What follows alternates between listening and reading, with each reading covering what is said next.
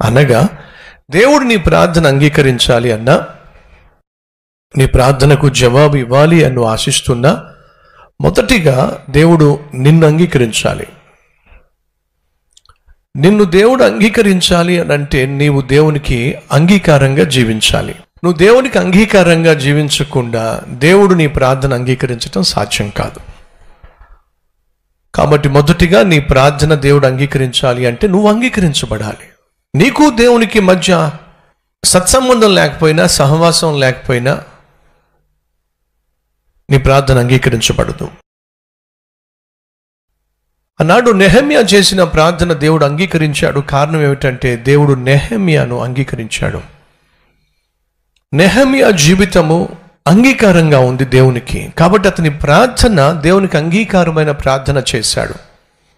ఒకవేళ నీ ప్రార్థనకు జవాబు రావటం లేదు అని నువ్వు భావిస్తున్నట్లయితే మొదటగా నువ్వు చేయాల్సింది ఏమిటంటే నీ హృదయాన్ని పరిశీలించుకోవాలి, పరిశోధించుకోవాలి.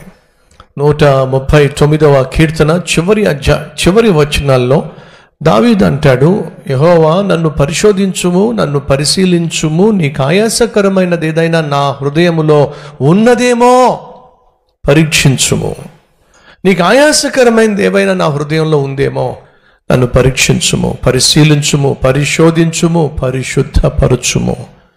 ఈ ప్రార్థన ప్రతిరోజు మనం చేస్తే ఎంత బాగుంటుంది. నా దేవునికి నేను నిత్యము అంగీకారంగా జీవించాలి అని ఆశించే ప్రతి ఒక్కరూ కూడా ప్రతిరోజు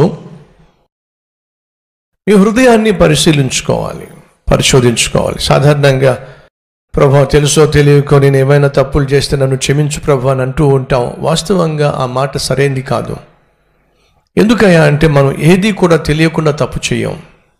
నువ్వు ఏ తప్పు చేస్తున్నా తెలిసే చేస్తున్నావు.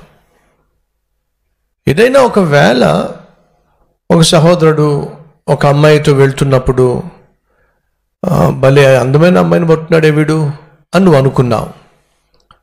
వాళ్ళు నీ కళ్ళ ముందుంచే నీ ఎదురుగుండా వచ్చారు. నువ్వు ఎక్కడ పెట్రోల్ బంక్లో పెట్రోల్ కొట్టిస్తున్నావో అదే పెట్రోల్ బంక్కి వచ్చారు వాళ్ళు.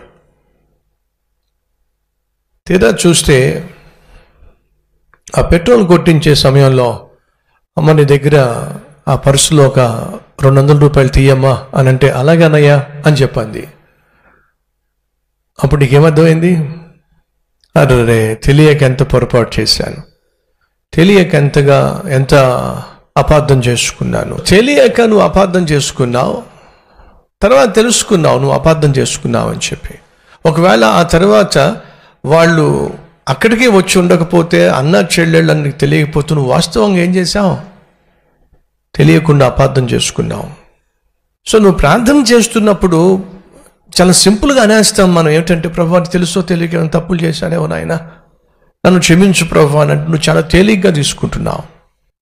తెలియక చేసిన తప్పులు వేరే విషయం.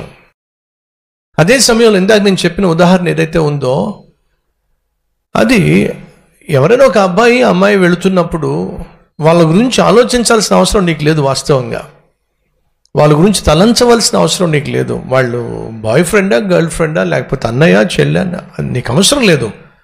కానీ కొన్నిసార్లు కొంతమంది యొక్క మనస్తత్వం అది అని మీకు అర్థమయ్యేలా చెప్పాలి కాబట్టి ఒక ఉదాహరణ తీసుకున్నాను. వాస్తవంగా వాళ్ళు గర్ల్ ఫ్రెండ్, బాయ్ ఫ్రెండ్ కాదు. తర్వాత తెలిసింది నీకు అన్న చెల్లి అని చెప్పి తెలిసింది కాబట్టి నువ్వు మనసులో నువ్వు ఫీల్ అయ్యావు, అరే పొరపాటున నేను తప్పుగా అనుకున్నానే అని నువ్వు అనుకున్నావు. ఒకవేళ వాళ్ళు నీ దగ్గరికి వచ్చి ఉండకపోయినట్లయితే నీకు అర్థమయ్యేది కాదు.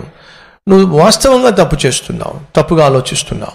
కానీ నువ్వు ప్రార్థన చేసేటప్పుడు గ్రహించాల్సింది ఏమిటంటే పొద్దుట లేచినప్పటి నుంచి సాయంత్రం పడుకునేంత వరకు నువ్వు ఏ తప్పు చేసినా సాధారణంగా తెలిసే చేస్తావు. తెలియకుండా చేసే తప్పులు బహు తక్కువ.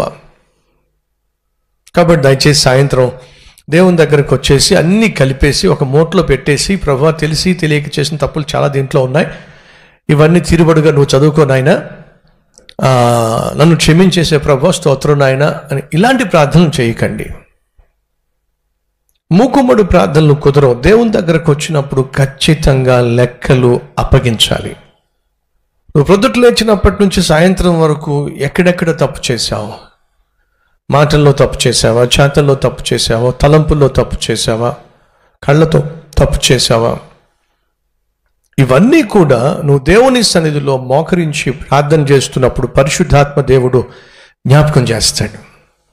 ఆ రోజు నువ్వు చేసిన తప్పులు ఏమిటో నీకు జ్ఞాపకం చేస్తాడు. ఎందుకు జ్ఞాపకం చేస్తున్నాడయ్యా అంటే నువ్వు పశ్చాత్తాపడడానికి, వాటిని ఒప్పుకొని విడిచిపెట్టడానికి. సో నువ్వు ప్రార్థన చేస్తున్నప్పుడు మొదటిగా నీ ప్రార్థన అంగీకరించబడాలి, దేవుడు అద్భుతమైన జవాబు ఇవ్వాలి అంటే మొదట నువ్వు అంగీకారంగా ఉండాలి, నీ జీవితం అంగీకారంగా ఉండాలి, నీ ఆత్మీయత అంగీకారంగా ఉండాలి, నీ ప్రార్థన అంగీకారంగా ఉండాలి. అలా కాకుండా నీ జీవితం దేవునికి వ్యతిరేకంగా ఉంటూ నువ్వు చేసే పనులు కావచ్చు, నీ మాట్లాడే మాటలు కావచ్చు, నీ ఆలోచనలు కావచ్చు, నీ చూపులు కావచ్చు, నీ తలంపులు కావచ్చు, నువ్వు సంపాదించే విధానం కావచ్చు, నీ భాషలు కావచ్చు, దేవునికి వ్యతిరేకంగా నువ్వు అఘోరిస్తూ దేవుని దగ్గర నుంచి అద్భుతమైన జవాబులు పొందుకోవాలంటే సాధ్యం కాదు. నెహెమ్యా చేసిన ప్రార్థన దేవుడు అంగీకరించాడు. కారణం ఏమిటంటే నెహెమ్యా దేవునికి అంగీకారంగా జీవించాడు. మీలో ఎంతమందికి ఈ ఆశ ఉంది, నేను చేసే ప్రార్థన దేవుడు అంగీకరించాలి, మనస్ఫూర్తిగా కోరుతున్నాను అన్నవారు ఒకసారి చూపిస్తారా? రైట్ ఫ్రెండ్స్, అయితే వినండి. మొదట నువ్వు అంగీకారంగా ఉండాలి. నువ్వు ఏ ప్రార్థన చేస్తున్నా, ఎంత తీవ్రంగా చేస్తున్నా, ఎంత భారంగా చేస్తున్నా, ఎంత పట్టుదలతో చేస్తున్నా, మొదటిగా నువ్వు సెటిల్ చేసుకోవాల్సింది ఏమిటంటే, ప్రభువా నేను నీకు అంగీకారంగా ఉన్నానా? నా హృదయము నీ ఎదుట సరిగా ఉందా? నీ హృదయము దేవుని ఎదుట సరిగా లేకుండా నీ ప్రార్థనకు జవాబు రాదు.